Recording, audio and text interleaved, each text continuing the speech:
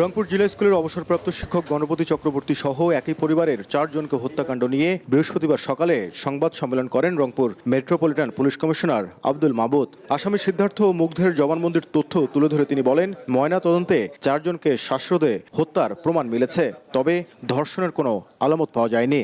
সকালে গণপতি স্যার ছাদে হাঁটতে এসে তাদের দেখে ফেলে ধমক দেয় এবং জোরে জোরে বলে, তোরা এত সকালে এখানে কি করিস?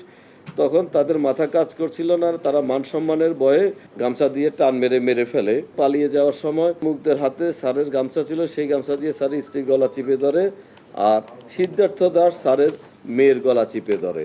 নারী ভিকটিম আছেন, ওনাদের কোনো ধর্ষণের আলামত পাওয়া যায় না। গ্রেফতার 2 জনের ডিএনএ নমুনা সংগ্রহ ও ডোপ টেস্ট করা হবে বলেও জানান পুলিশ কমিশনার।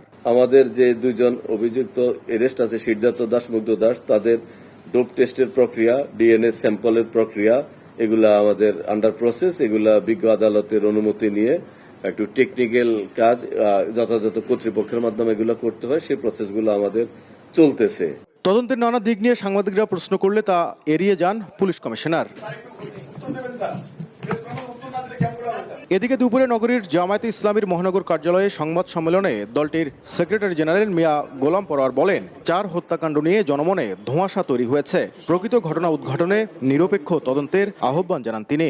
এই হত্যাকাণ্ড কেন হলো এটার ধোঁয়াশা এখনো কাটছে না। এটা আমাদের উদ্বেগের বিষয়। আমাদের মতো একটা সভ্য সমাজে আমাদের তাহলে জানমালের নিরাপত্তা কোথায়? হত্যাকাণ্ডের সাথে জড়িতদেরকে খুঁজে বের করার জন্য আমি জোর দাবি করছি।